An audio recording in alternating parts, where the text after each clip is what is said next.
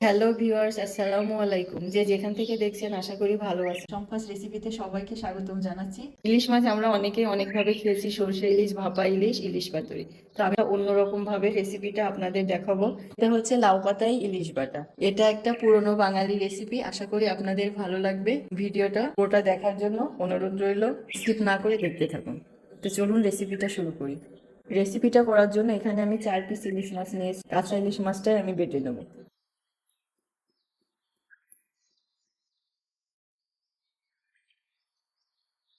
প্রথমে একটু থেতলে বড় কাঁটাগুলো বের করে নেব, যাতে করে বাটার সময় হাতে না লাগে। ছোট কাঁটাগুলো বাটার সাথে সাথেই মিহি হয়ে যাবে।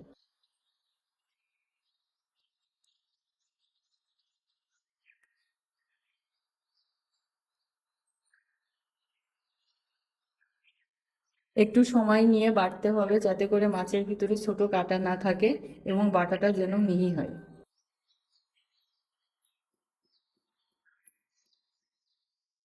এবার দেখতেই পাচ্ছেন আমার মাছের বাটাটা অনেক সুন্দর হয়ে গেছে এবং ভিতরে কাঁটাও নেই।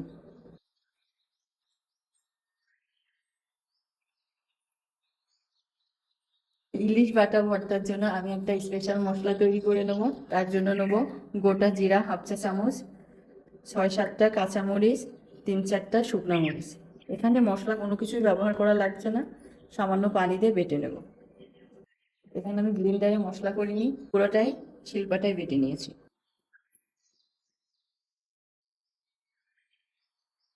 মশলাটা তৈরি করা হয়ে গেছে, এবার আমি মাছের সঙ্গে মশলাটা মাখিয়ে নেব। দিয়ে দেবো স্বাদ মতো লবণ, 2 চা চামচ সরিষার তেল দিয়ে ভালোভাবে মাখিয়ে নেব।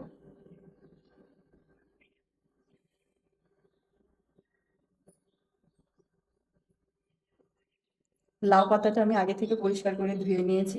লাউয়ের পাতার উপর শিরাটাকে হালকাভাবে তুলে নেবেন।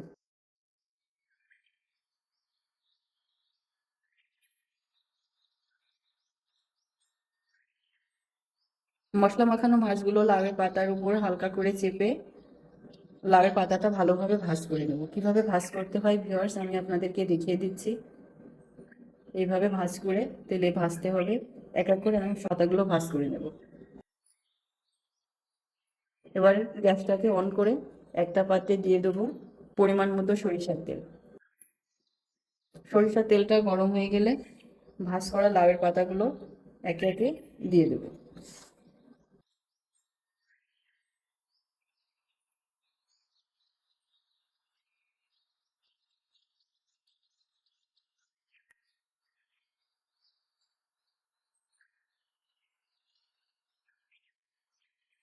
প্রতি পাশ হালকা আছে 4 মিনিট করে ভাজতে হবে। এতে হাই হিটে ভাজবেন না, তাহলেও লাউয়ের পাতাটা পুড়ে ভিতরের মাছটাও পুড়ে যাবে, খেতে তিতো লাগবে। ভিউয়ার্স, লাউ পাতায় ইলিশ বাটা ভর্তা আমার অলমোস্ট হয়ে এসছে।